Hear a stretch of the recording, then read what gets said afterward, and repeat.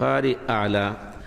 نصيحة بارك الله فيكم. مررنا بالبدع، وقال النبي صلى الله عليه وسلم: لا أدوى ولا طيرة، فلا ينبغي أن نقبل أدوى.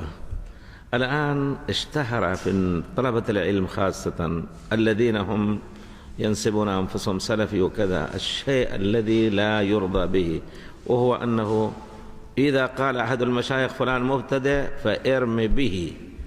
فلان مبتدع، جاءني واحد وقال: كيف أنت يزورك وتستقبله، يأتي فلان وهو يقول بوحدة الأديان؟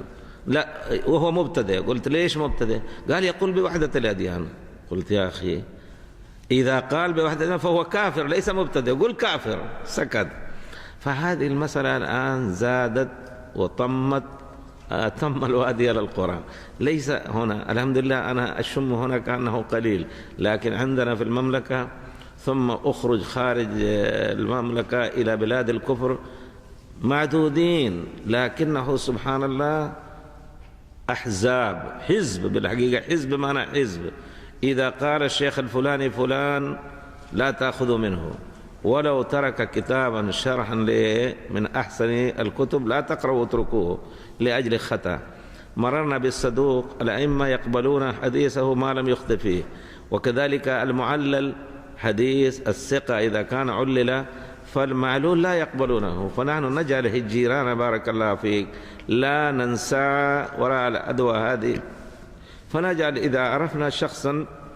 الألباني رحمه الله كان يدعو إلى كشف الوجه وكذا، ما قبلناه، ما نقبل، لأن أدلة عندنا يعني نقول واضحة وكذا، لكن إذا كان الناس يعني يقبلون فنقول لا نتخالف ولا نتحزب لأجل هذا. الشيخ الألباني نفسه لما جاء في المملكة في المدينة، وكان مع بنته وكان مع زوجته، فأنا كنت أتدلل على الشيخ، فقلت له: يا شيخ، أنتم تقولون بكشف الوجه، وأم المؤمنين ما شاء الله يعني مثل الكيس مربوطة فيه. قال: أنا أمرها بهذا لأن هنا الجو وهنا العرف وهنا كذا. فالمسائل هذه نقول قد يكون إمام ولا يقبل منه شيء.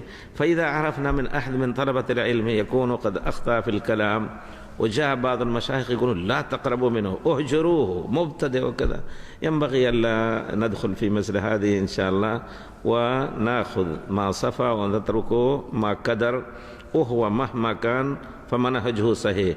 قد يخطئ الإنسان في تطبيق المنهج، ولذلك نجد أن هناك شخصيات قد تركه وهجره بعض المشايخ، والأكثرون اعتذروا لهم، ما هو كذا، موجودين. فينبغي أن نكون مع الذين اعتذروا ولا نتحزب في هذا الباب. ونحن كنت أريد أن أقول هذا الكلام لا يطول في باب ذكر البدعة، فينبغي ألا نبتدع هذه البدعة التي ما كانت في أهل الحديث. وصلى الله على خير خلقه محمد وعلى آله. نتسنن ولا تقرأون؟